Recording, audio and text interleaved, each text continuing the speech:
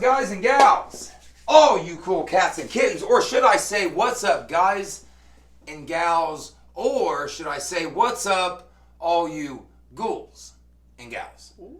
Because we are October 1st. We are Halloween. We are horror season. We are spooky season, if you will.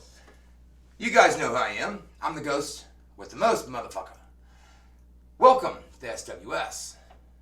Shootin with Shane. Guys, I am super excited today. And here's why. I wanted to do something special. I wanted to do a special horror edition episode, a special Halloween, a special spooky season episode of sWs. My guest, the beautiful, the talented, the one and the only, Miss Megan Slusher, a.k.a. Miss Massacre. Thank you. Madam, how are you? I'm great. How are you? It's awesome to have you here. Right off the bat, I do want to say this. A lot of people know you as Megan Slusher. That's how I met you.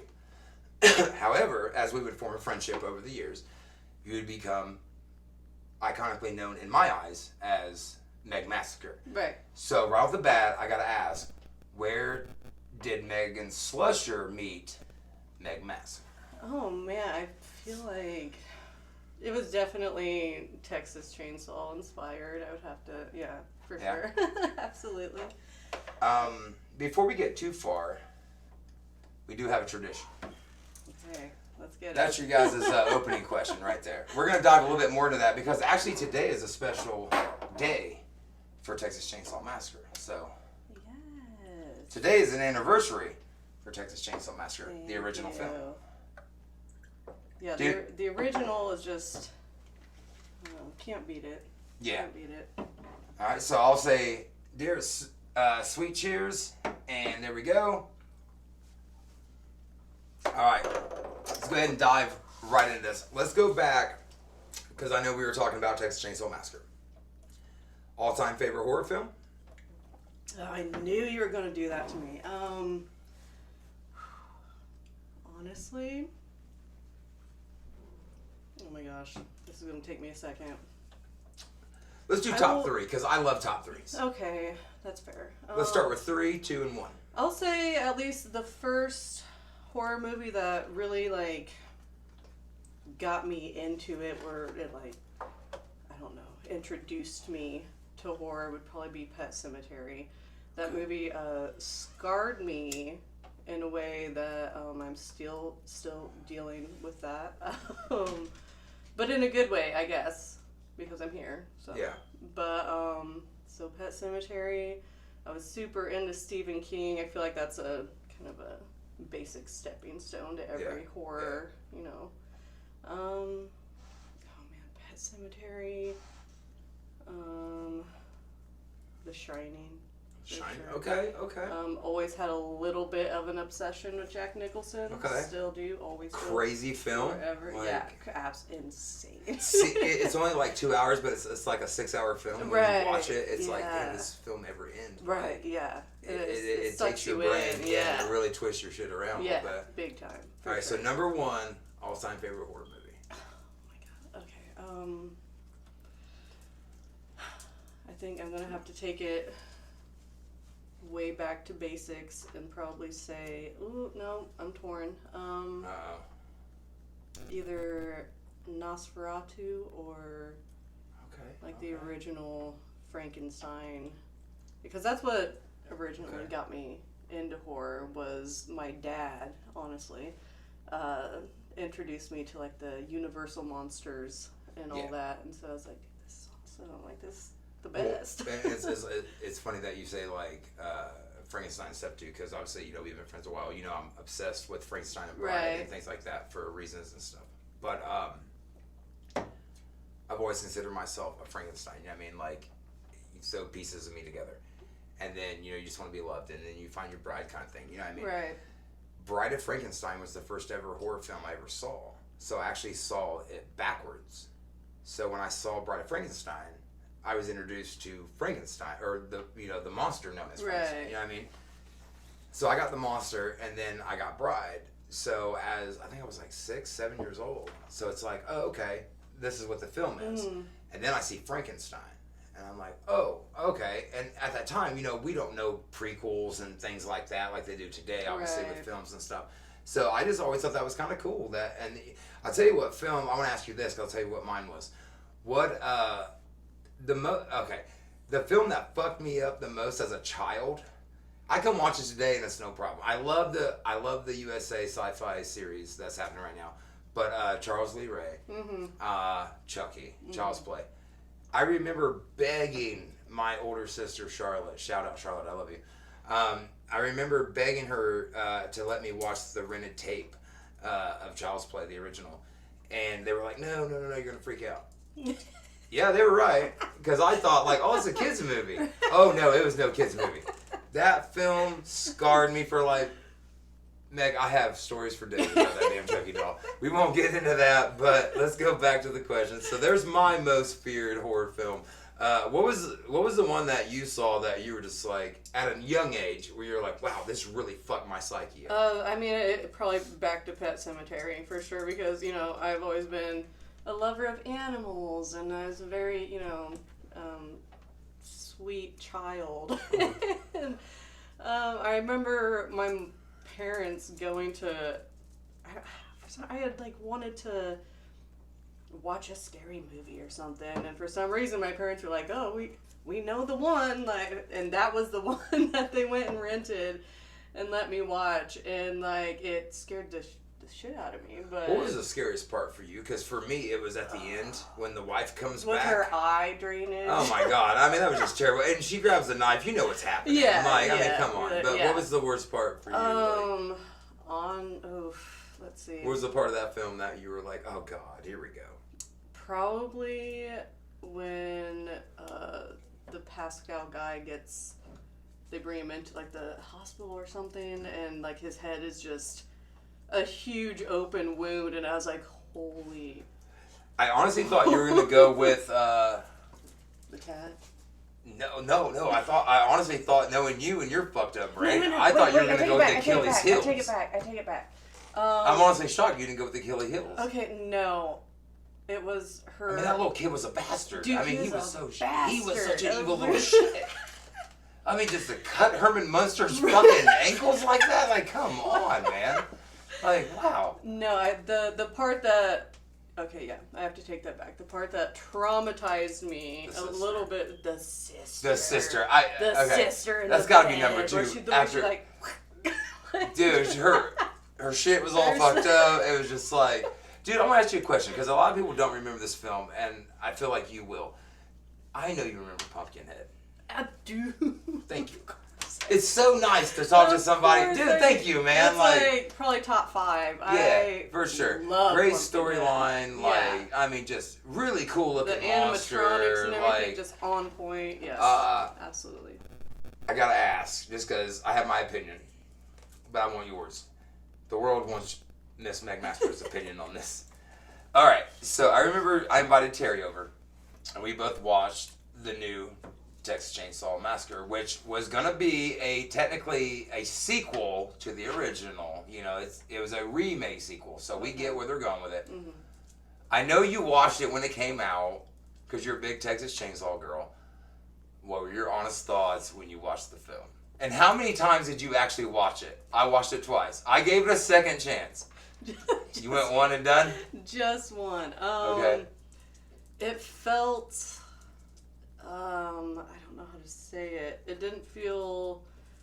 Yeah, I mean, like with the original, like there's the actual house. Like there's a setting that feels legit. Like it feels real. Mm. But this setting, like with the little town thing...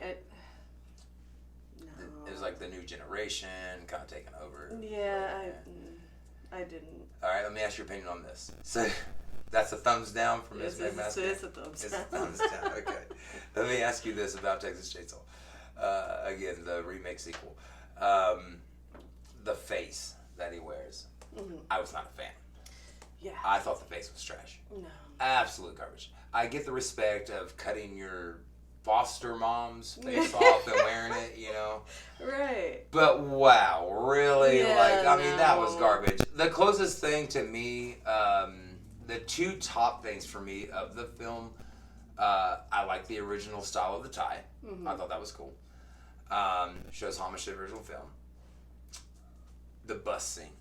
That was the best slaughter of the whole movie. Yeah, it was pretty intense. You have a bunch of dumbass kids that, dependent on technology, they can't go nowhere. They have no service. It's like, what do you do? Who doesn't love seeing you're about to die. Like, a bus full of dumbass kids getting, And then the one guy where he's like, you're canceled, bro. And like Thomas Hewitt, or Bubba Sawyer gives a damn if he's canceled from cancel culture. I mean, come on. Dude, I want to bring up something because I know you're very passionate about this.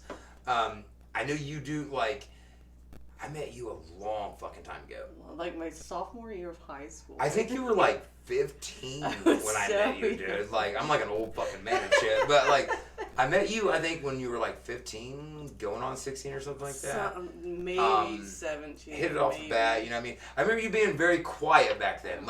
You didn't talk a lot. I was real shy. And to see you, become who you become in the years, dude, it's so cool. It's well, that's the thing, going back, blossom. You blossomed into this beautiful black rose, Megan.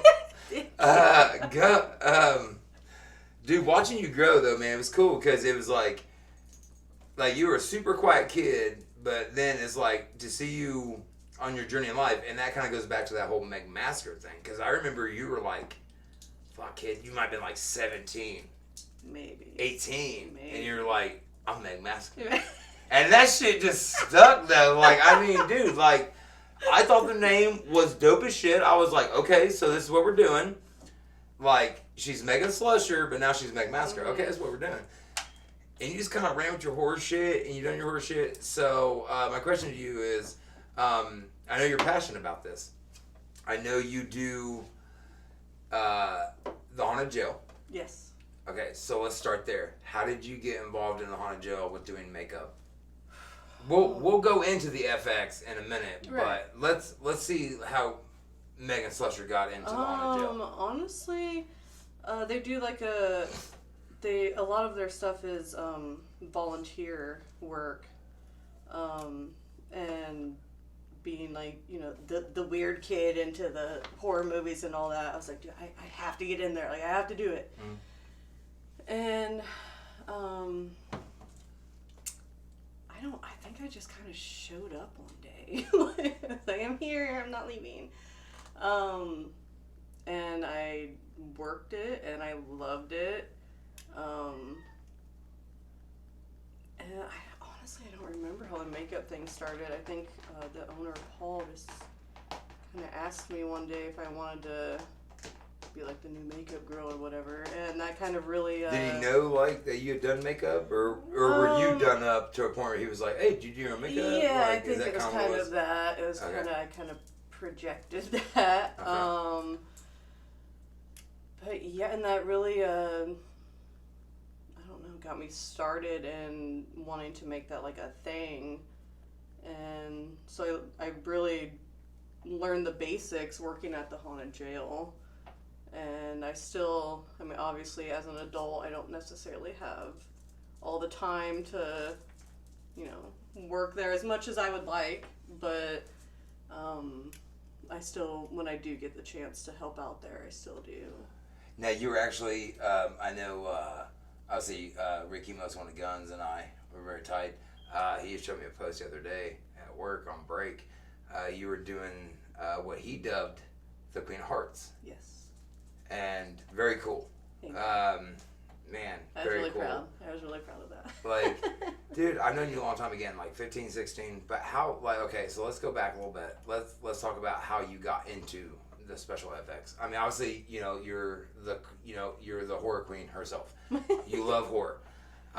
That's your official dub, by the way. So, yeah. But no, it's true though, because when I think of, women that I've known in my life, mm-hmm. and I'm well, damn, how were they on horror? Mm-hmm. Dude, we're doing right now, you can bring up a movie and it's boom, boom, boom. So again, ladies and gentlemen, the horror queen herself, Miss Meg Massacre. But how did you get into, man, doing the makeup? Obviously you practiced on yourself for probably Halloween or something like that. Yeah. But do you remember, actually, before you answer, do you remember, now this was years ago. I don't have a very good memory, but I have a decent memory. Do you remember calling me and you're dude, I'm probably going to be moving to California because I got this chance to go do this. And you were like so stoked, and I was like, dude, go do it. Like, that's fucking badass. Like, you should totally go do that. And you're like, dude, I'm so scared because it would just be me in California. Right. And I was like, man, you better go fucking love that. I think it was probably actually Pennsylvania. No, I thought it was California. Sure? I could be wrong. I think it was LA. Because I was looking at a school in Pennsylvania that did like it was Tom Savini's school. Oh, nice. Yeah. Nice name drop. I wanted to do that so bad, but I got scared. I got real scared because I was like, I don't want to. I'm not trying to. I feel like. You were young too, though. Really you know what I mean? I mean, fuck, man, you were probably 18, 19 at that time. You know what I mean? Like, that's a big I was scared to like move because I mean, you can't stay in Indiana and make a living off of special effects. I mean, it's not gonna happen. Yeah, and I was just scared to move to the other side of the country, pretty much, to like keep. I mean, looking back now, I was like. Totally should have done that shit. True. But it's scary. It's really scary. Yeah. And plus, like, I'm really close with my family, so it would be very difficult for me to, move that far away without my family. Now, speaking of family, obviously, horror queen herself. When did your family take a notice? Obviously, you said that they rented Pet Sematary and stuff like that for you to watch. Was it like a thing where you were like, okay, like, I'm into this dark shit. Obviously, your family likes it, you know what I mean? Right. But you take it to a whole new... I mean, that's what we do as our parents' kids. You know what I mean? We take what they did. My parents were hillbillies, honky-tonkers. I took that Western swing and mixed it with punk rock and rock and roll and whatever. You know what I mean? Did Meg Massacre do the same thing? I mean, coming off of that... Pet Sematary, I would say for sure, like, because you've always stuck true to your roots, you know what I mean? Like, you're like me. You take styles that you like and you just try to intertwine them. Yes, you know what I mean? Absolutely. And you come up with your own thing, and like, but my question is this: so when it comes to the horror lifestyle, when and where did your parents meet that line where it's like, well, this is what she's gonna do? Was it kind of prepared? Like, do you think they were prepared? Like, almost like, we know? Because, okay, like, I had Hoot, right? I knew Hoot was going to be a rock and roll. Right, like, absolutely. I knew that. Like, he's got my blood in it. Yeah. So, was that kind of... I feel like it was at a pretty young age where I started showing signs of... The dark side? Being a weirdo. But yeah, my dad is an artist. I mean, he probably wouldn't, he's gonna watch this and be like, oh my god. But, he probably wouldn't refer to himself as an artist, but, he is an artist. He's very artistically, talented, and I feel like that's, I definitely got that from him. And so, pretty much anything that is me flexing my artistic abilities, my parents have always been very supportive of. Yeah. Always. And, like, I think that's cool, too, because it's like, us being parents. Right. You have a almost 5-year-old. Ransom will get that here in just a second. And I love that you light up, man. Like, that's really cool. I have Hoot, you know what I mean? So it's like, it's really cool, man, because obviously we follow each other's social media, obviously really good friends, so we know what's going on in each other's lives. Right. It's really cool to, like, sit back and know that, like, we've lived our lives, and now we've created life, and you really don't know where they're going to go, but then you kind of see them go in that direction of, like, where you are. But the best part is we can stir them away from all the bad shit. Right. And just, like, do, like, the good shit. Yeah. So, like, obviously, I'll let you introduce your son's name. So you obviously have an almost 5-year-old name. Yes, he'll be 5 in February. His name is Ransom Rex Dolphin Ball. I apologize to him for having to learn how to spell all of that. But he's he's amazing. He's this little rock and roll dude. I've created a monster, honestly, because every time we get into my truck, he's like, I want Alice in Chains. I want Alice in Chains. Okay, dude, all right, we'll get you your Alice in Chains. But that's Mom's doing. You know what I mean? Like, all Mom. Because I know you're all about Lane, and we're gonna get into Lane here in a little bit. As she blushes, we're gonna get into Lane here in a little bit. Yeah, going back to that, dude. Like, I have to ask. I already know the story because I've already asked you. But for the people that don't know, why Ransom the name, and where the hell did you get it? Oh man, honestly, I think that Nick was following someone on Instagram, and like we were kind of like throwing around baby names at the time, and he was like, "What about Ransom?" Because the person he was following had a kid named Ransom, and dude, just like it was like ding ding ding ding, like that's gonna be my. You gotta hear name. That name. Yeah, I'm like, dude, yeah, you know when you know, like, yeah. I was absolutely Ransom. What do you mean? Absolutely. And then the middle name Rex is just a kind of a family name on my dad's side. So I don't know, it all fell perfectly into place. right. Yeah, I know with Trayton, like, funny story, a lot of people don't know this. Maybe you do, I feel like, maybe. Trayton's original name was going to be Clash Riot. And it just never happened, and we decided on Trayton, and it's just like we went with the German spelling, and we liked the Paul print for the O, you know, and we were just like, man, I like that, you know, and it had a cool meaning, and I'm not going to tell you, motherfuckers, the meaning. If you want to know, then look the shit up. But, I totally get where you're coming from, though, because it's like, you hear the name, and you're just like, man, that's badass, you know, like, I mean, I'll go back and be like, Clash Riot. But then I think now, and I hear Trayton Eugene. Right, and I'm like, fuck, man, that just, like, that just rolls off the bat. And, you know, it's crazy, too, because, like I've always said, I have, you know, if I have another kid, we have a girl's name picked out, boy's name's picked out. You know, the boy's name, I'll just be straight honest, I don't care. I'm not going to say the girl's name, that's not my place to do, but I will do the boys. If I ever have another son, the Eugene name is going to die with Trayton. You know what I mean? Really? Like, it was my grandpa's, it was my dad's, it was mine, and it was Trayton's. Trayton's the last of that Eugene name. But if I have another boy, it's going to be Wyatt Thomas Robert Timmons. That's cute. And I just feel like that's like the most fucking outlaw name. Dude, that like you can fucking come up with, you know what I mean? I want another boy so bad. Honestly, I love being a boy mom. So you want another boy? I want another boy. Like, I was like, you need to try for your girl. Absolutely not. Absolutely not. You don't want a little Miss Meg running around. That's absolutely not. That's exactly what it is. Absolutely not. Mm-hmm. But if I have another boy, I want his first name to be Rowdy. So like Ransom and Rowdy. Oh, that's pretty dope, dude. Nobody's gonna fuck with those kids. That's pretty dope. Exactly. Yeah, exactly. Well, and it's funny, like going back to Ransom, it's like when you first dropped the name, and I saw it on social media, I was like, dude, that's just tight. Like, that's a badass name. And the first thing I thought was like Sex Pistols, Ransom, no. You know what I mean? Like, I was like, dude, that's fucking tight as fuck. Like, that's a badass fucking name. Like, he almost has to join a band eventually just to like flex that and like, the cool thing is, if he joined a band, he doesn't have to go do what I did and change your name to Sly Eugene. He's already got a badass name. What's your name? Ransom? Like, you don't need to change your fucking name to a nickname. You know what I mean? Like, just Ransom's my name, motherfucker. Like, success. Exactly. Exactly. I want to ask because, hot topic, man. I love talking to horror people because I love fucking horror films.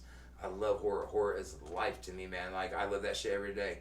Halloween is 365 days a year. Right, absolutely. And I know you appreciate that too. I have to ask, two-part question. What was a Friday night or Saturday night, depending on when you got down as a 13-year-old teenager? What horror film did you rent with your friend? What was your food of choice? Pizza, obviously. What topping did you get, if it was pizza? And what was your night like as a 13-year-old kid, man? Hang out with, you just got out of school, it's Friday night or Saturday night. Man, parents rent you one film, you take it to your bedroom, you got your best friend there, you order food, like... Right. What's that Friday or Saturday night like? I distinctly remember renting, oh my goodness, it was one of the Howling movies. Oh, okay. I don't remember which one it was. It was one of the Howling movies, and pizza? Yeah. Classic, family. Like... Honestly, I've never been a picky eater. I'll eat anything. You're like, I don't care what the fuck's on it. Yeah. It's pizza. I have it's never cared. I've I've never been a picky eater. I've always just been an eater. Absolutely.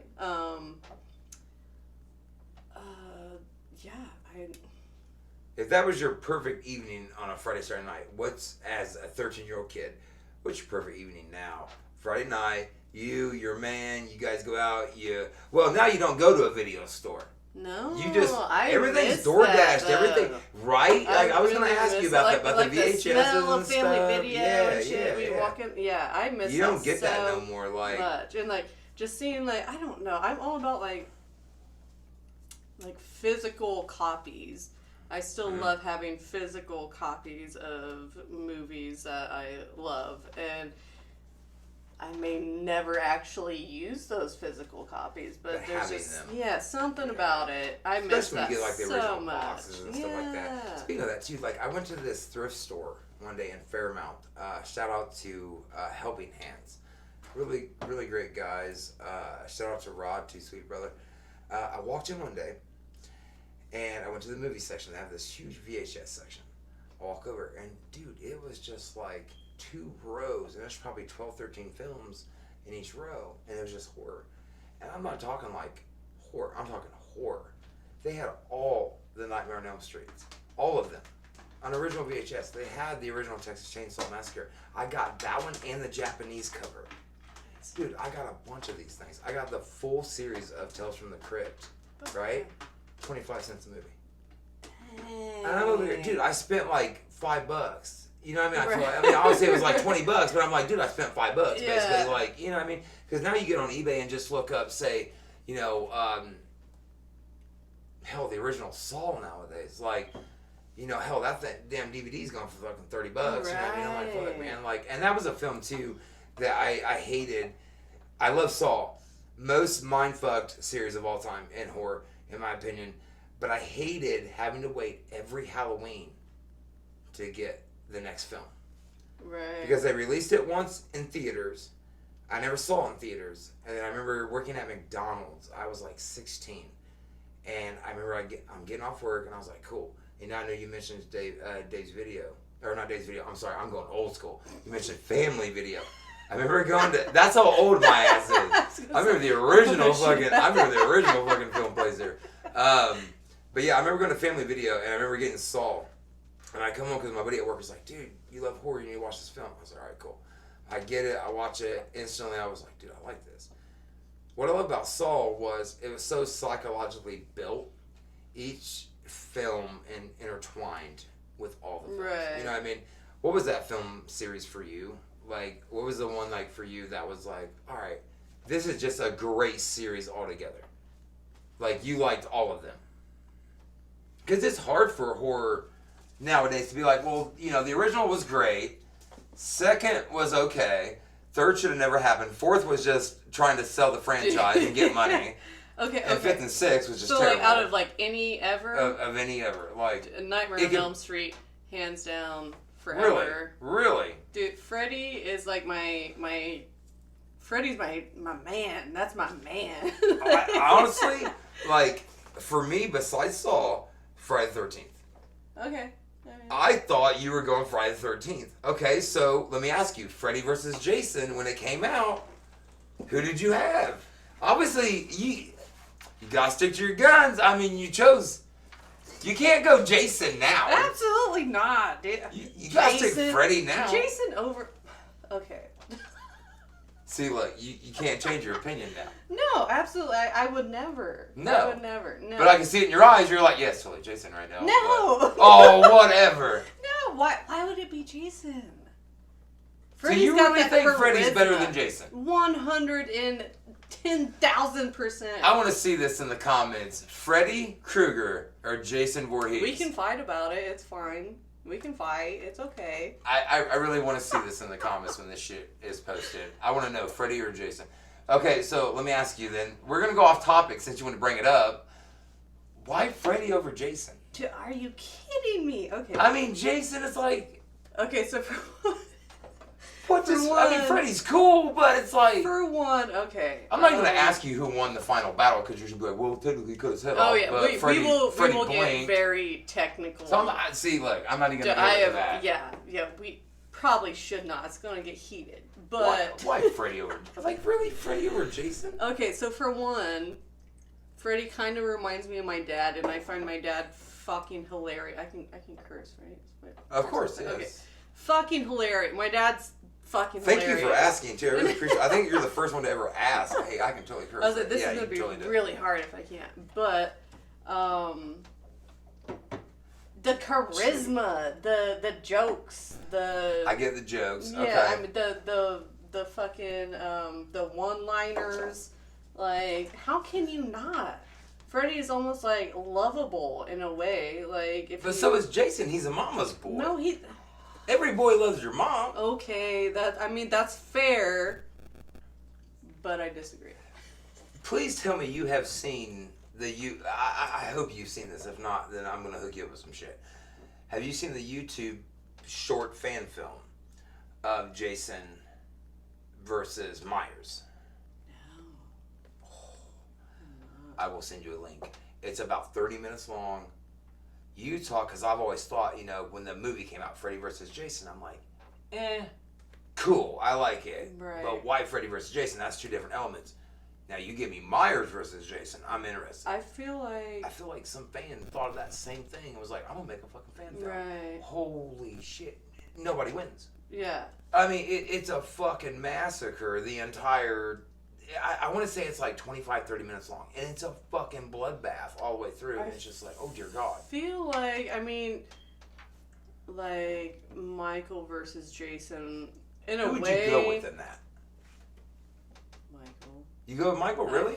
Okay, so, once again, throwing it back, Halloween was like one of the first horror movies that I was introduced to. So I kind of like... bonded with Michael, I guess. And just the fact that it like always takes place around Halloween, like how can you not love that? True. Like it's the boogeyman. The aesthetic of creepy Halloween. And I even think society realizes that with that film series, right. Because like you said, it's going back to Halloween time. We're obviously in Halloween time right now, October 1st. AMC obviously is going to do their classic horror films. But Halloween is that franchise that is on repeat all day. Always, yeah. You know what I mean? Like, Michael Myers has become such an iconic figure to where, the original film series. And then we were blessed with Rob Zombie's version, which I loved. Yeah, got a lot of heat, but I thought it was great storytelling, very cool backstory and prequels in the film, which was cool. But Danny fucking McBride... Eastbound and Down, Kenny Powers decides, hey, Michael Myers is my favorite fucking horror villain of all time. I love Halloween. I want to reinvent this series. He gives us Halloween. He gives us Halloween Kills.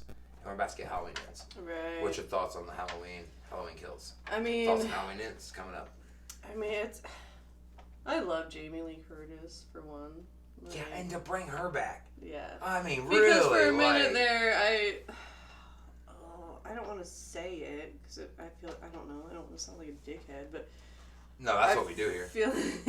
I feel like she, I don't know, like she kind of thought that she looked. I don't know. Just say I don't want to say it. She kind of thought she was a little too advanced for the Halloween movies, even though that's like where she got her. Maybe I'm wrong. I might be wrong. No, because Halloween did kind of set Jamie Lee Curtis up for what would later come in her career. Yeah. You know what I mean? Fuck, she was in damn near all of them.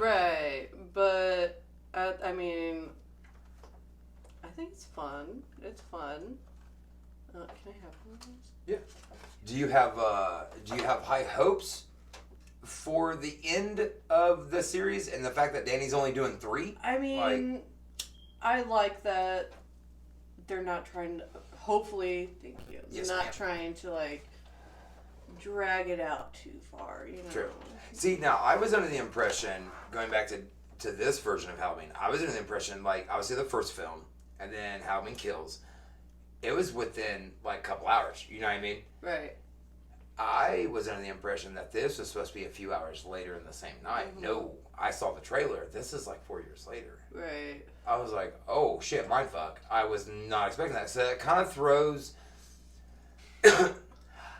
I'm torn because I don't know how I feel about that now. I liked how it was done where the first film and then, you know, because I mean, what's another really horror franchise that's done that where it picked up right where it left off consecutively like that, you know what I mean? Right. So I was really intrigued by that, and then it was like, well, this is going to be 4 years later, 5 years later, and I'm like, all right, well, what happened within that time frame? Where did he go? What did he do? How did he survive? Right.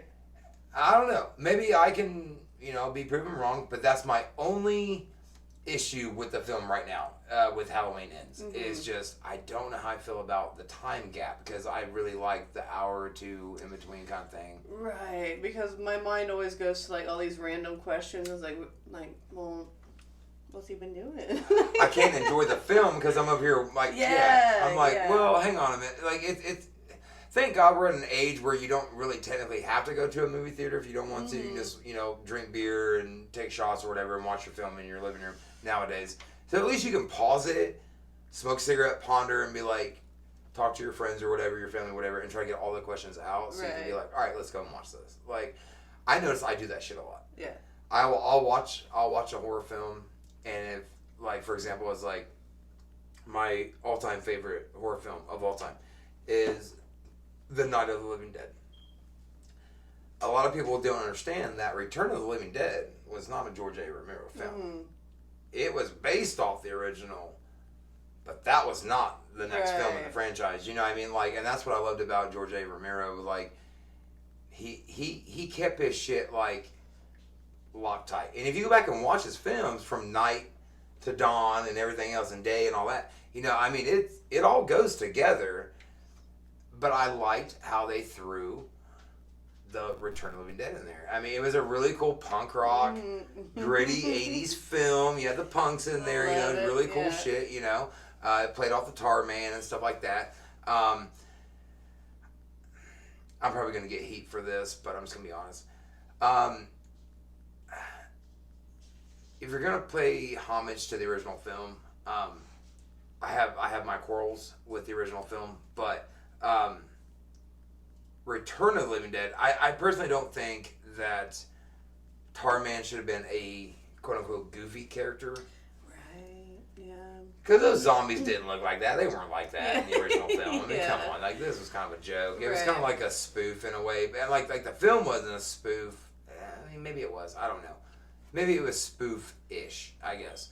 But going back to the original film, I know Sid Haig did the 3D version. Mm-hmm. A lot of people hate on that film. I thought that film was so well done. Yeah. I thought that was so well done. Yeah. Like, going back to what the original film was, and like doing it that way, I was like, okay, if you're going to do like, I mean, fuck, dude, you know what, Night of the Living Dead was 1965, 66, 67-ish. We got, Return, 80s. I mean, that was a classic time for the punks in the 80s scene. And then for Sid to go back and do, to redo the film as that character and stuff like that. Like, I don't know, man. I just thought it was cool. Like, a lot of people hate on remakes. To me, like, if they're done right, then it's like, you know, cool. Like, if I like it, I like it. That's what makes us individuals. Yeah. What's a film to you that you've liked where people are, like, a remake of a horror film where you're just like, I loved it. I thought it was cool. I thought it was well done. But other people are like, you know, because like I have like my top 5 kind of thing. You know what I mean? Like what would be your one film, dude, that like you're just like I liked it, and you argue it to the death. You know what I mean? It's like I thought it was done well. Like whatever. Oh man, I don't know. I don't know. All right, let me do this. Did you watch, or did you get into the Scream MTV series? Okay. Amy and I were talking the other night, and we came across it, and I was like, well, I watched the first 2 seasons. I thought the first season was pretty decent. The second season was like, okay.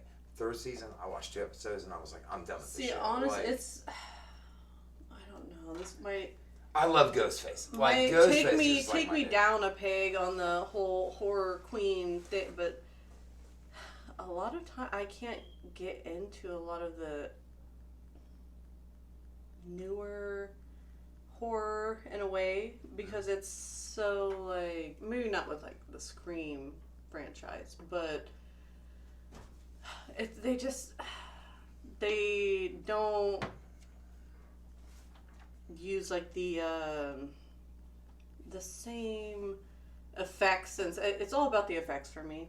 I was going to ask, what's that feel like for you, knowing that like you know the special effects, and then you see these films and you're like, well, I would have done it that way. Like, do you catch yourself doing that a lot? Absolutely. Like if you're watching a film, you're honestly, like, well, if you would have done it like anything that's this. too overly like CGI, Mm-hmm. I cannot.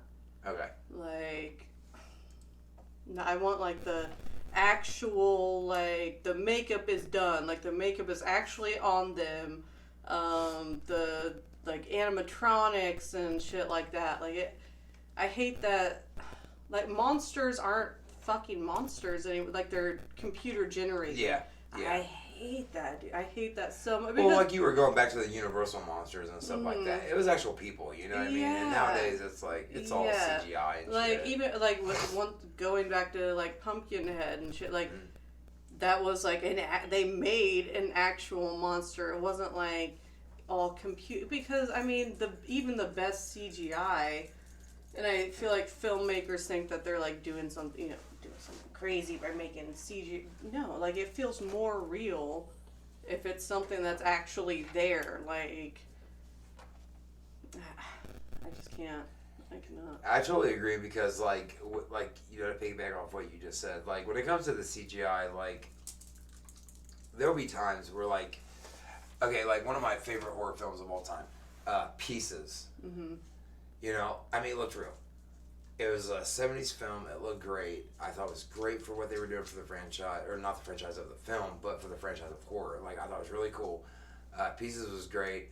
I loved Hellraiser. I thought they did great on that. You know, a film that gets a lot of heat that I feel like really doesn't get enough credit was Candyman. I thought Candyman was really cool. Now, I did not like the remake. I thought the reboot was... No. And there is a difference, and I know you know the difference. Remake, reboot. You know, remake is you remake the original film. Reboot is, obviously, for you don't know, a reboot is different than a remake. A remake, you take the original film and you make it again in your vision. A reboot is you're like, hey, I'm going to change the franchise and do what I want. I looked at that like a reboot. It was just, I don't know who directed it. I can't tell you his name on top of my head. Probably for a reason. But trash. I thought taking Candyman for what it was and then what they did with it. Another great film series that I hope if they ever redo it, please don't CGI it too bad because I know they're going to anyway. Because obviously we're in the technology of CGI. Puppet Master. Puppet Master was awesome. Yeah. Oh, one of the best horror films. I mean, dude, that shit terrified me as a kid. Like, these little puppets, these little dolls are just killing people, slaughtering people, you know what I mean? I know we're going to get into that whole, like, eventually they're going to remake that. Before we jump into Lane and some grunge stuff, because I do want to cover that basis. Last question for the horror thing until I get to the fans' questions. It's weird. I think every question I have from a fan is about horror, so there you go. That makes sense. True. But last horror question before we jump into grunge and stuff like that. I'm going to name a couple films randomly. I'm going to clear my head. I'm just going to name some films. Horror films. I'm going to go all over the place. Put them in order. I'm going to start right here. House of Wax. Like the original? Yeah. Let's do top 5. So I'm going to say House of Wax. Where would you put it? 5 through 1. 1 through 5. What do you got? It gives me time to think of another one, so it's awesome. Wait, so like Of my favorites, you mean? Or nope. like, I'm just gonna name a random like horror film. rating them. Yep, and you put them in an order. So if I say, like I said, House of Wax is at 5 through 1, 1 through 5. Where would you put that? Like the original? The original, not the one with fucking Paris Hilton. Okay, honestly, okay. I fucking love that one. It was a good film. I fucking love that so much. I love that one. She was terrible. So much. She was bad. Yeah, she was terrible. Bad. All bad. I mean, I would say like a 4. Okay, so 4. All right, I'm gonna say the original Scream. I love the original Scream. It's probably gonna be a 5 for me. Like the 5? original, okay.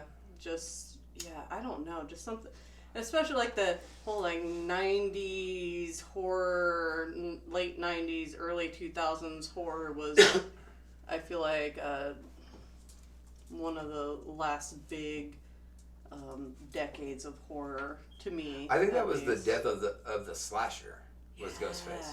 I love that Ghostface is added in that category with Leatherface. He's in there with Chucky. He's in there with Freddy and Jason, all those guys. Like I said, it's kind of hard for me to get into a lot of newer horror, as bad as that sounds. Mm-hmm. But I just love that there's not enough slashers now. Yeah. There's not enough slashers. So would you go on record and say that Ghostface was probably the original last slasher?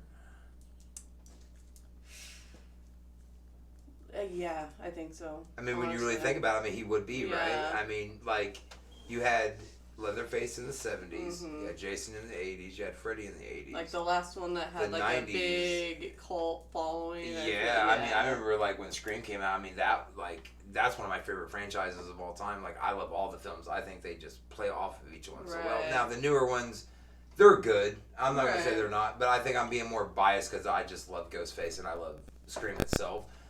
The original 2 films I thought were amazing. The only thing that I hope for, which I think all the fans wanted in this last film, was Matthew Lillard to show up. Right. And it didn't happen. So I still have high hopes that in the next film, which is obviously going to be the last one. Honestly, they better, or else it's going to be like an uprising. Because he technically, I mean, did he die in the original film? We don't know. Right. We don't know if he technically died. I mean, he was feeling woozy here. And then he fell over, you know. We don't know, like, where he went. Like, but, all right, so another random film. I want to throw People Under the Stairs. Yeah. That's a good one. I love that one, yeah. I'm just trying to throw, you know, like, yeah. I'm trying to tickle your brain a little bit here, because you're like me. It's like, you hear names, but, you know, everybody's like, oh, Nightmare on Elm Street. Right. Friday the 13th. Yeah. All right. So where would you put one of the People like Under the Stairs? less known gyms, I would say. It is a gym, right? Maybe I mean, not less known, but if you're like comparing it to like Nightmare on Elm Street and shit, for sure. I would say like a 4. Okay. Sure, yeah. I'll do 2 more. All right. So we got 3 already under the belt. We'll do 2 more. Then we're gonna get into some grunge stuff because I love grunge. Let me pick my own brain here for a second. Here, let me think. I'm trying to throw like a curveball at you because it's like All right. Carrie. I mean, classic torture and growing up as it sucks in high school, man. Right, the weird girl. Yeah. I fucking love Carrie. Like, I'm all about revenge. Especially, like, yeah. All right, so Carrie's a go. Yes, absolutely. Carrie's a go. All right, last one, then we'll jump into some grunge. Again, I'll pick my brain. I really want to go here, and man, I love this franchise. Leprechaun. I love Leprechaun. He was a little gangster in the end. I mean, Leprechaun in the hood, man. Like, that was cool as fuck. Dude smoking weed and shit, like, hanging out, like... I mean, it's such a good franchise. So Leprechaun's a go. Absolutely. All right. Yes. All right, so I have to ask. Let's go ahead and jump into grunge. Man, I love grunge. Grunge, I grew up... I'm an 80s kid. I got the best of both worlds. I grew up in the early 80s, but I got to grow up in all the 90s. Right. So I got to, Envious. I got to do all that stuff, man. All right, let's jump right into this. Lane Staley I know you're obsessed with Lane Staley. What's the obsession with Lane Staley? Dude, I mean, oh God, we're gonna be here for hours. I got flustered now. I mean, he is hands down the best male vocalist. I mean, not even in grunge or in rock, but like of all time. So so you're on a record. Lane Staley is the greatest vocalist of all time. Once again, fuck we can fight. We can fight about it, but I mean, absolutely of all time. I mean, the vibrato, the deep notes, and everything. Like something about his voice just makes you feel like. I feel like grunge. Taking over from like hair metal to grunge. Hair metal is more about like. I don't know. You were into still are like hair metal for sure. Oh yeah. I was. But it's like grunge. I mean, I'm the same way. Like grunge came in and like you said, it killed hair metal. I mean, that was into that. Like completely. Where would you rate the greatest grunge band of all time? Because I mean, that is a genre. Okay, I'm not gonna. That's a silly question. Just take the question back. Okay, so who would be the second best grunge band of all time? I'm not gonna ask that question. The second best grunge band. Oh dear. Okay. Come here. Second best would probably be. Oh no. Oh dear God, I'm nervous now. Oh no, I'm nervous because I don't even know. I feel like I know what you're gonna say. I hope I know what you're gonna say, but then I'm like, oh God, she's gonna I don't know. I'm kind of torn, honestly. This doesn't sound good. Okay, so. Oh God, here we go. To be honest. Of course. I love Nirvana. I love Kurt Cobain. All of that. Go with Soundgarden though. Okay. Just I can accept that. Because I totally thought you were going like opposite side of this fucking spectrum. I was what did you think I was gonna say? I thought he was going Pearl Jam. No. I thought he was gonna go fucking Eddie Vedder. I was like, Eddie Vedder over Kurt? Like no. I mean, love him. Kurt goes over Vedder, right? Yeah. Okay. I mean, it's Kurt. Like You gotta love the dude. Just Chris's vocals though, like the range, It's all about the emotion. Soundgarden was just, I mean, dude, they were a band that just came in at the right time, and like that's the thing that people don't understand too. Like, grunge was an era. You know what I mean? Like, it, technically it was. Like you have your hair metal, you have your metal, you have your punk rock, you have your street punk. I mean, grunge to me was just like, I remember growing up in that grunge era, and it was just hard because it was like. Hell, at that time, shit, my knees and my jeans were actually ripped out. You know what I mean? Right. And it's like now people are like, oh, I'm ripping knees out my jeans. And I'm like, well, fuck, man, I was called this and that for that back in the day. Now it's like, then it became cool. Where would you put your favorite Soundgarden? Let's go back to Chris Cornell. Okay. Before we go to Lane, like, where's your? I love how every time I mention his name, you're just like, oh dear God. I love watching your social media too because like I'll be scrolling through at work or something or at home and it's like Lane. But you have an obsession with Phil too from Pantera. So we'll get into that in a minute. Like, because I feel like you flip flop. You're like, well, here's Lane today. Well, here's Phil. You were totally that girl that like your bed was in the corner purposely so you could have Lane's photo here. But Phil's on this side, so you can just, no matter where you laid, I feel like you were able to like have your thing. Like, but we'll get into Pantera in a minute. But we'll go back to Chris Cornell. Where would you put your favorite Soundgarden song? What's your favorite Soundgarden song? Oh dear. What's the one that you hear and you're like, damn, I want to crank this to 45 if I can. Dude, probably Outshined. Okay. That one just, I mean, I know it's like a basic mainstream song, but I don't. It gets me hyped. His vocals on that absolutely insane. So But I love the fact that you say, like, probably the most hyped, you know what I mean? But that's how, like, for me, honestly, that's how Nirvana's Teen Spirit is. Right, yeah. It's the most popular song. Yeah. Probably, like, in the world from that genre. I mean, I feel like it's hyped still for a good reason. Song, yeah, you know like, I mean? Like, it's it doesn't change my opinion on how good I think the song is, you know what I mean? For sure. Alright, so we'll go ahead and go to Lane. And there's a smile again. So, personal favorite song. What's the song that Miss Meg Massacre hears as she melts in the chair over here?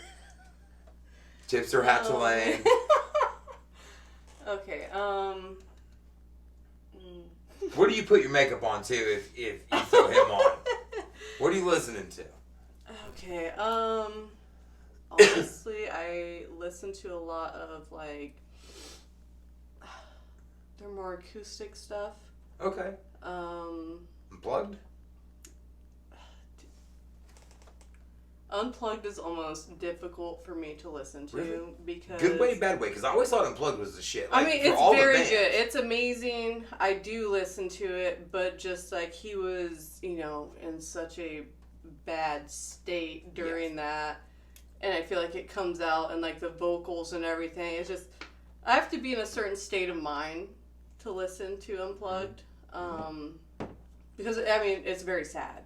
It's like watching him sing at his own funeral, in a way. Yeah, I like that you put that terminology together. Yeah, for sure. I can definitely see that. Yeah, very sad. How old was he when he went? Like 32. Yeah, he wasn't very old. No. You know, it's crazy. No, I feel like that was one of the big, like, the music industry, like, got robbed in a way when he died, because... Could you imagine if guys like... And I'm actually getting goosebumps saying this. Could you imagine guys like Lane Staley and Kurt Cobain being around today? Right. I feel like music would have completely taken a different turn. And then, goosebumps. Yeah, it sucks that, you know, substances took away some of the greatest musical artists of all time. Oh, Bradley Nowell. Yeah.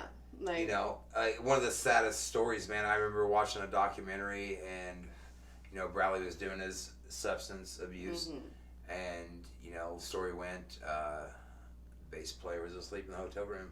Bradley woke him up. Hey, man, let's go catch this wave. Bass player didn't want to, and Bradley went off, and then Bradley died. Yeah, and it's like, wow, like you could have had that one last moment. And I'm not trying to make a shot at the bass player or nothing like that. It's just you don't think in that moment, you know what I mean, that like that's the last time you're gonna see that person. Right. You know what I mean? And it's like, wow, like had he gotten up, I'm not trying to throw it in the universe, but would Bradley still be here today? You know what I mean? Because maybe he wouldn't have done that amount of cocaine because he was depressed or sad or whatever. You know what I mean? It's really sad. Like with Lane, he was one of the biggest rock stars of that time. And no one found him for 2 fucking weeks. Like, yeah. And it's sad that you're that big and then you die alone, basically. You know what I mean? Like, you know, obviously Kurt, you know, there's a whole conspiracy. I know what I believe. We've talked about it. It is what it is. I hate Courtney, but I love Courtney. Exactly. That's the thing. Yeah. She is so... hate her, but I fucking love her. Because in a way, like, she's like, I don't know. I feel like what every, like, slightly edgy girl, like, wants to be. Like, you know, she was up there and, like, Brody Daly came from her type thing. You know what I mean? I mean, that's a good, like, reference, like, Brody Daly, Brody Armstrong style shit, you know, came, like, a spawn off of Courtney, you know, like, Courtney did what she did for music, you know, like obviously Kurt wrote Live Through This, you know, when you hear songs like Doll Parts and stuff like that, it's like, that's Kurt, you know what I mean, like that's Kurt writing that, like she can say what she... Where would you put, alright, so we're not going to mention Lane, because I figured like you'd just be like, well, he's going number 1. Alright, so, greatest grunge band of all time.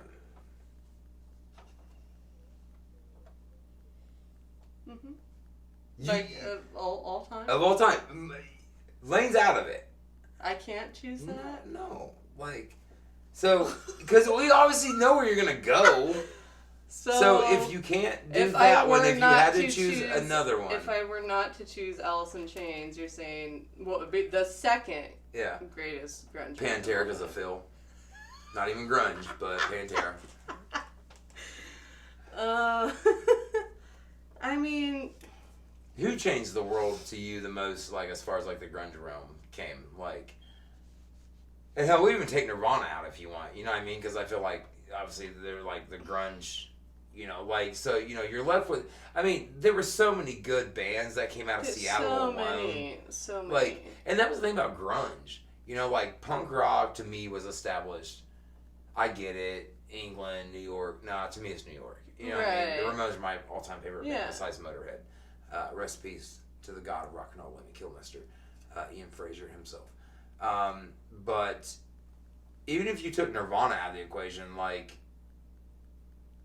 What would be the band, man? Like from Seattle? I mean, because like Seattle just put out so much depressing. They really did. Music, but fuck, it's a sad fucking place to live. Yeah. Like, but yeah, I like how you said it was sad, but it was beautiful. Right. It was sad, but beautiful fucking music because it was like growing up in that time frame, like you know, and even now, you know, people who are getting into Soundgarden or Nirvana or Alice in Chains, think back and they can listen to that, and it's like, dude, that shit still hits. Yeah, you know? absolutely. Like, yeah. I feel like with grunge especially, it doesn't age. Like you can still put it up against like newer music, and it doesn't sound like it. I don't know. A lot of it doesn't sound old. You know, like it still holds up even today. Yeah. But as far as I mean, taking Alice in Chains and Nirvana out of the equation, like. I might have to say Screaming Trees. Okay, right on. Trees. I like that. Okay, Yeah, cool. I love Okay, rock. cool. I was not expecting that. Okay, right on. Okay, so let me ask, favorite Screaming Trees song? Nearly Lost You because it. I just remember listening to that song during a really awful period of my life, and in a way sometimes it's hard for me to listen to it now because it reminds me of that, but it's just so good. Like, it's just such a good song. Isn't it weird though how you can kind of like take a song that like has pain behind it, but you can almost like flip it, and it's like you listen to it now and it's like, yeah, I still remember why I listened to that or how I heard that or whatever, but it's you like... kind of take it differently, like you, I don't know.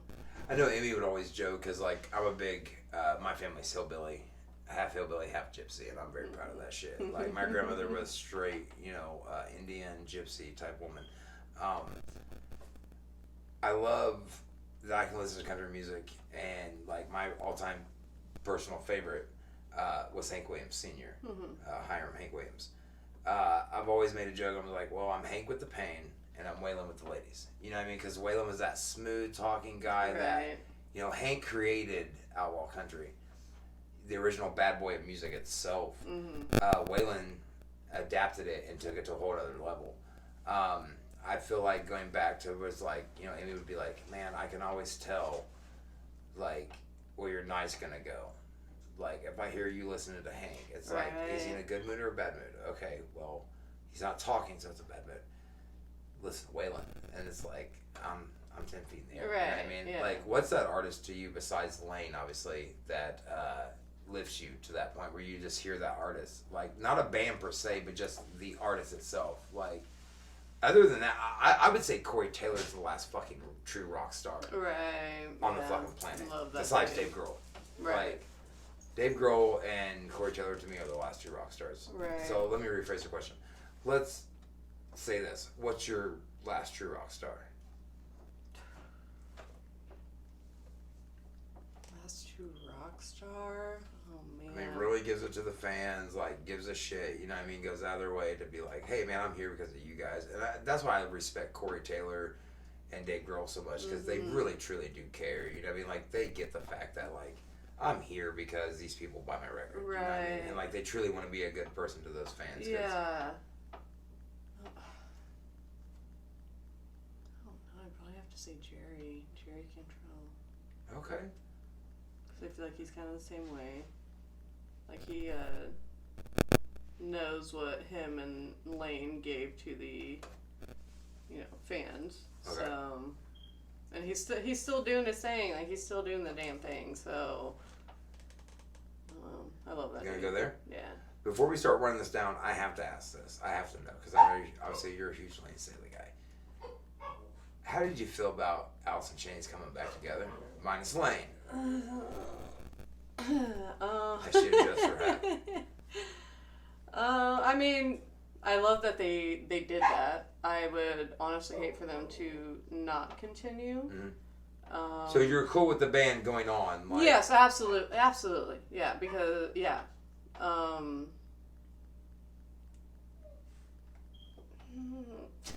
do I feel like it was the best fit? Not necessarily. There's this kid that is in I think he's in several, maybe just one. He's at least in one Alice in Chains cover band, and he sounds exactly like Lane. And I hate to William Duvall, he's great. He's great. I don't want to take anything away from him, but if they were to do a show with, oh my goodness, what's his name? Brendan? I think it's Brendan. I don't remember his last name. But he sounds exactly like Lane. It's almost like the spirit of Lane is speaking through this kid when he sings. It's insane. Brings the pain kind of thing. Yeah. Well, it's going back to talking about the grunge thing. It's guys like Lane and Chris Cornell, as we mentioned, Kurt, obviously, big inspiration in my life. The happier the song, the sadder the song. The sadder the song, the happier the song. Mm-hmm. That's almost how I saw it. My personal favorite Nirvana song is a Heart-Shaped Box. Mm-hmm. But I'm also torn with Sliver, because you have this really painfully beautiful song of Heart-Shaped Box about true love, but then you have Sliver, which in the original or the official video, Francis Bean's in. Kurt puts his hand through a cardboard box and makes her dance. It's this really upbeat song, but it's a sad fucking song when you listen to the lyrics. It's right. It's about a kid going here and you don't want to go there. What's the saddest song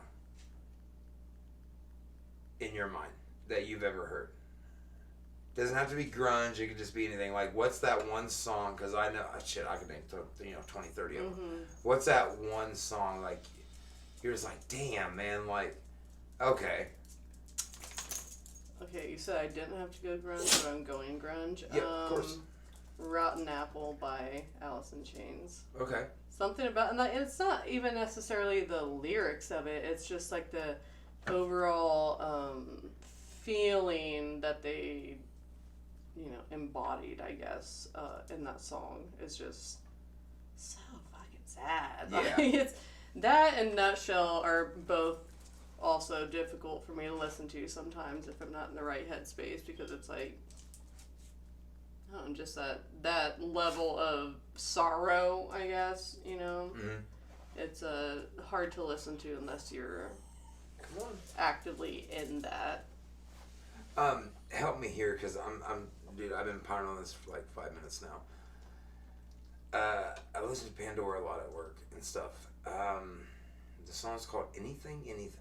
What the fuck is the band? Amy and I just listened to this the other day. Oh, I don't know. Fuck. I don't know. I cannot help think. You. Okay, I see. I didn't know if you. All right.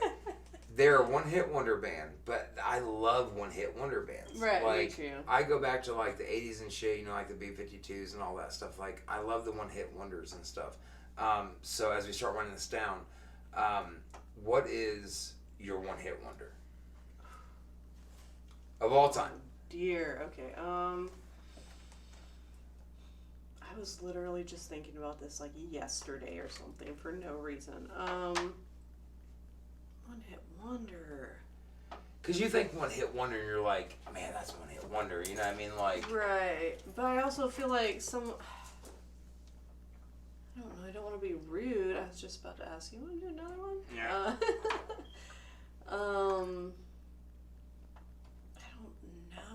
I...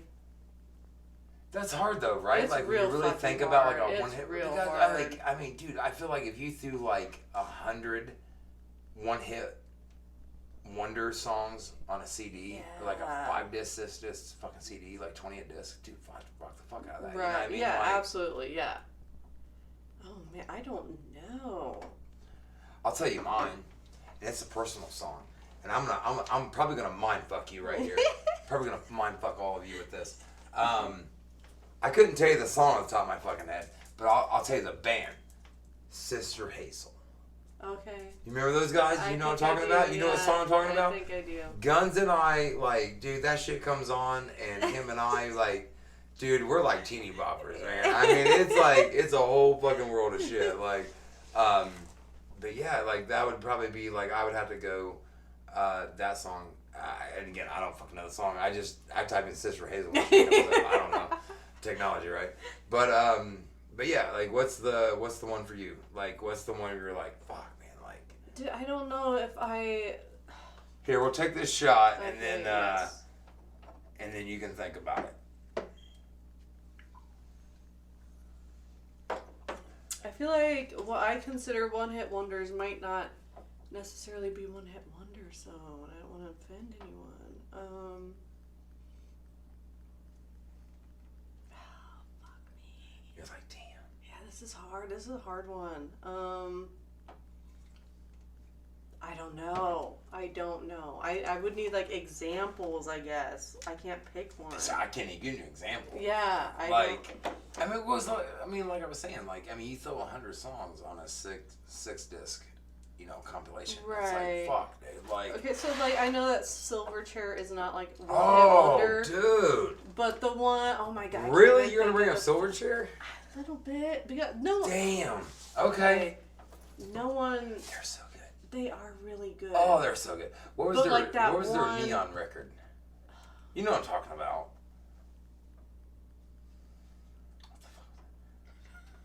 What the fuck was that? Like that record? Because that whole record was so good, but it had like such good hits on that. And yeah. I was like, what was it? Frog Stomp? Was it? I think Frog Stomp was great. But then it was the one after. I think it was Frog Stomp. It was the one after that. It was like the neon. It had the Wake Me Up in the Year 2000 or something like that. You know what I'm talking about.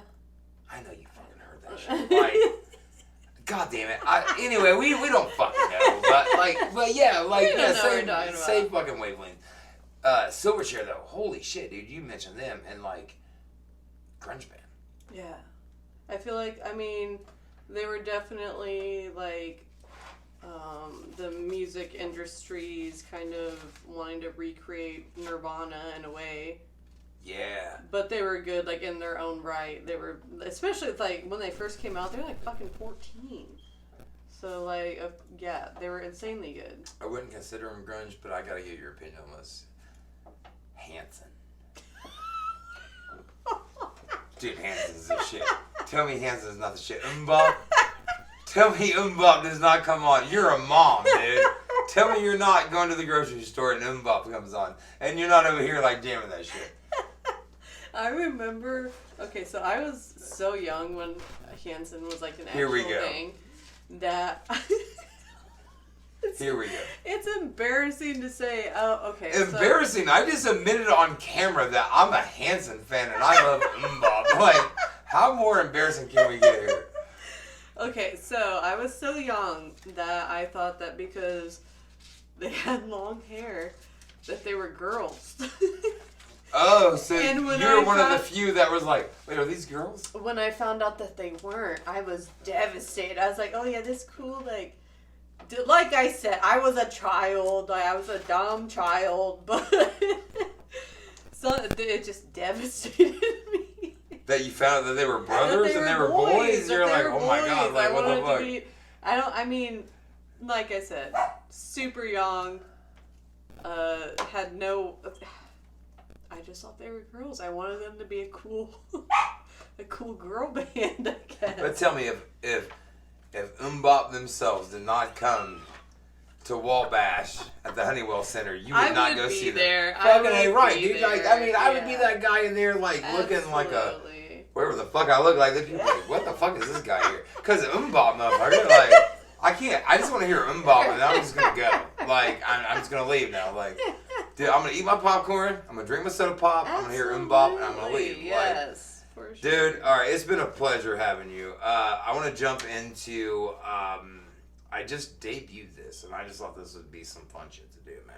So I got to do it with the Dirty Birds, so I'll get to do it with the beautiful and talented, the one and only, Miss Meg Massacre.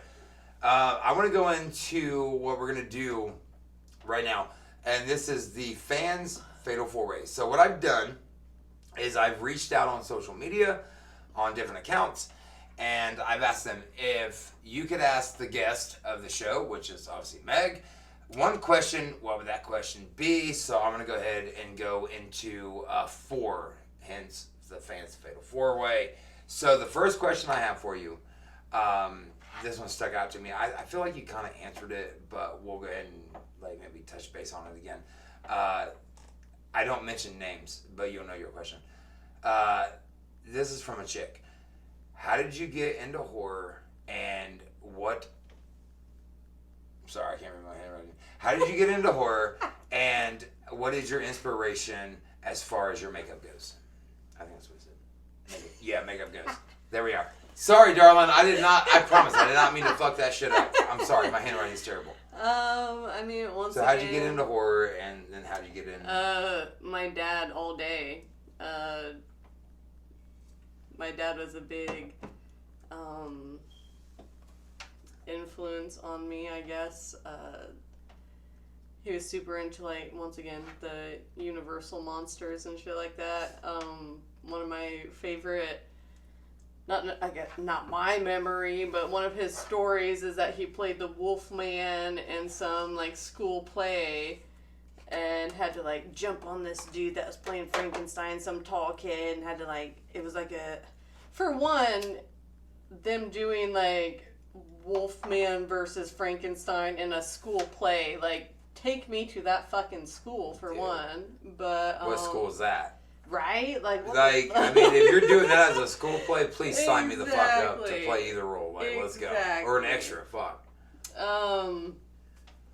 So yeah, my dad definitely got me into horror. As far as makeup goes, gonna get kind of dark, but I take a lot of inspiration from actual trauma, like actual. I want my shit to look real. Yeah.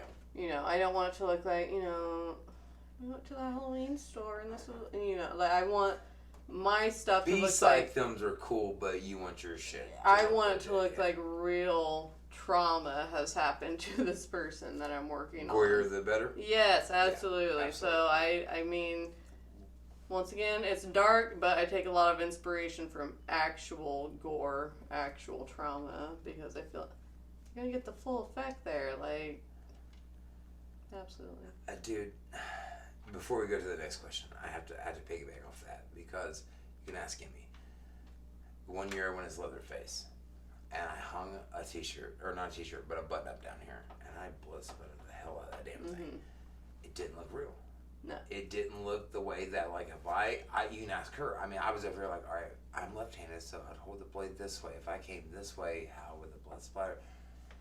And I washed that shirt probably 10 times, because I was like, nope, wash the blood off, let's do it again. Like, when I do my horror shit, like, I want it to be real. And I think that's what I love and respect about you the most, is you're the same way. You do your makeup, you do your FX. You want it to look how it would be, man. Right, like, in you real know, life. Yeah, like how would this... to someone. Exactly. Yeah. Let's go ahead and jump into the second question as we wind this down. We're going to go ahead and go... I marked 2 because I was very intrigued. So let's go ahead and go with the second one I marked. All right. You as an artist... what is the last image in your head as you're going to bed?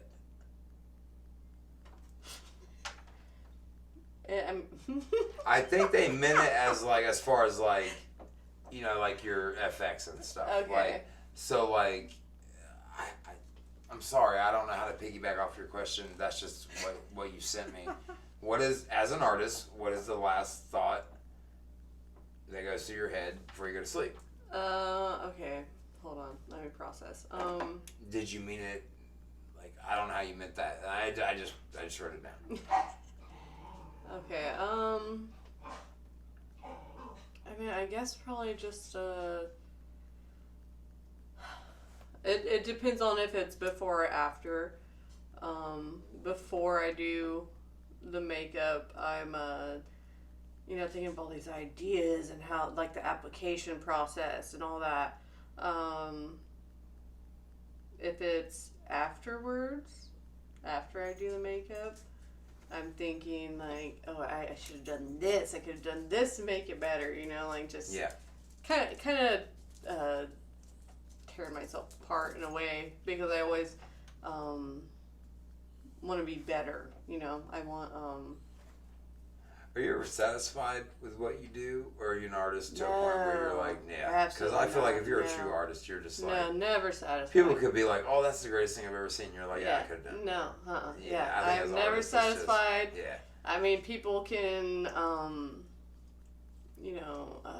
compliment me on what I've done, but to me, I'm always constantly... I could have done better. I should have done this. Like, the shading here is weird, or like this. Yeah, always. And I feel like, in a way, it sucks, but also in a way, it's just growth as far as makeup goes. Just before we jump into the next two, speaking of shading, that made me trigger in my mind. You dabbled in the arts of tattooing, did you not? I did. You did, dude. I was very briefly. Yeah. How long did you? Like 6 months, maybe. Yeah. It was not very long. I mean, I would love to get back into it eventually. I feel like you did like a handful of tattoos, right? Yeah. Yeah. And I thought it was really cool. I was like, okay, I could totally see you doing that. Yeah. I would love to get back into that eventually. Where'd you apprentice at? I apprenticed at Divine Arts in Columbia City. Okay. Still love them. They're great. Artwork from there? What about it? Did you get any artwork? Because I know you're very heavily tattooed. Did I get tattoos like from I was there? saying, you're very heavily tattooed. Yeah. So did you get artwork? Yeah. She said quite a few.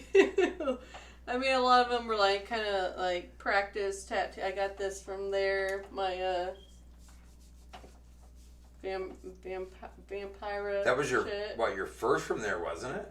No. Was that your first from there? I think my first was I don't know. My boots are covering it. The bats on my leg that I have. But and that's a funny story too, because the bats that you have, I actually have on my leg. Oh yeah, we have we had that conversation. Like randomly, like fucking matching tattoo. Like I seen like a photo and I was like, wait a minute, I know those bats. Yeah. I was like, I fucking have those bats too. Funny story about tattooing too. Before we get back to these questions, I actually tattooed your shoulder blades. You did. I tattooed Bride and Frankenstein's monster. Yeah. On shoulder blades too. That was pretty fucking cool. That was your first tattoos, wasn't it? No, I mean, Did they're you have like one before of the that? first. Yeah, they're like one of the first. But okay. yeah. Regardless, that was cool. It was just cool that you got fucking Bride and Frankie. Right. All right. So the next question. So we'll go into the third one. I have a few wrote down. I did do those two specifically. Let's go. Yeah, let's go this one because I thought this was cool because, dude, you're very inspirational. I think you kind of technically answered this already, like how you got into FX. But where would you go to school? Well, not you specifically. I think she meant, where would she go to school to learn to do what you do as far as FX? I mean, as far as I know, since the last time that I looked into it, would probably be the Tom Savini's class in Pennsylvania. I mean, honestly, I haven't looked into it for so long, I don't even know if it's still a thing, but I would like to think so, because... Okay. Yeah. I think that's what she meant as far as like, because again, I just wrote it down as they said to me. Right. I mean, I think that's what she meant as far as like where would you like not like where did you go to school, but like where would I go to school for? Right. Because we will go into let's go up here. No, let's do this one. All right, if you were gonna work on a horror film, what would it be? Like any horror film? Yeah, let's do that because I mean, I just wrote them down as I get them. If you're gonna work on any horror film, you know what? I'm gonna flip your question. I'm gonna add something. If you're gonna work on a horror film, would it be you would star in it, and if so, which one? And maybe how his question was FX as far as like what horror saga or film would you want to do makeup wise, and then what would you want to star in? This is a good question. I feel like because I would want to once bringing it back. I feel like I have like the most generic answer sometimes. Jesus Christ. I would want to be one of Freddy's victims, and I feel like as a horror fan, doing Freddy Krueger's fucking makeup is like, you know, top notch fucking. I mean, it's Robert Englund. Yeah. Like, why would you not want to do his makeup? I love him. Like, I love him so much.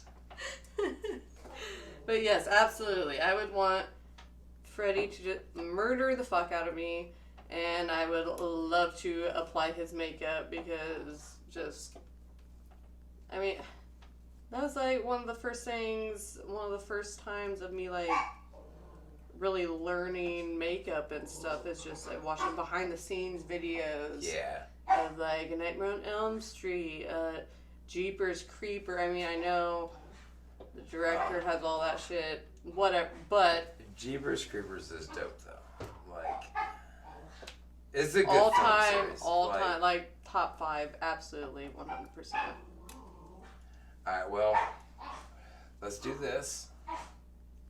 Set that there. All right, here's what we're gonna do, guys. It's been an absolute blast. Before I get into the shtick, I will say this, dude. If we could have made this episode any cooler, I've enjoyed talking horror with you so much. God, I've missed you so much, dude. We really need to hang out more. I know. Dude, you are literally the last person to sign this table. Like, this is it. Like, this table's done, guys. This is the grand finale of sWs Shoot Machine Season 2. So, I will ask you, my dear, red or black? Black, always. There you go. Whatever you want to say, whatever you want to do. You're the last signature on the table. The table is retired officially today. Guys and gals, ghouls and gals, it's been a blast. This is the portion where I'll give my shout outs. So here's what I got. Check out my beautiful wife, Emmy Jane McDonough at Sheer Salon. She'll hook you up with all your hair needs and all that good stuff. I want to give a big shout out, man. Thank you guys so much. To Riot Stickers, to Joshua Grove for hooking me up with a sweet ass banner. All the fucking SWS stickers. Thank you, brother, so much, man. I'm going to be hitting you up, I promise, for new merch. I want to give a shout out to my t-shirt guy, Craig Simmons, for making the SWS shirts. I want to give a big shout out to AACW Professional Wrestling. I am so honored to be the voice. Thank you guys so much. And I just want to give out a really big shout out really quick to the Super Click, and even a bigger shout out to the ex-presidents. I love you guys, man, very much. Sign the table? Sign the table. Go for it. And after that, my dear, I will pour an ending shot, and the camera is yours. Anything you want to say to anybody? Dear. Oh, no. I mean, go to the haunted jail. Best haunt in town. Also, I mean, I just love you guys. That's it. That's all. All the support I've gotten lately. Crazy. And yeah, that's about it. I just love you guys. So much. so much.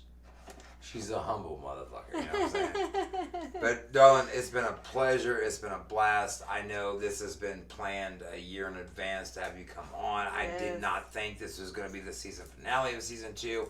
If we were going to do it and end it this way, then honestly, I wouldn't have expected anything better. So, as you finish up, thank you very much for your time. Thank you so much, dude. It's been a this pleasure. was so fun. All right, guys. I'm going to go ahead and do it. I haven't done it in a while. I'll give it to you. Scott Hall. And that's just too sweet.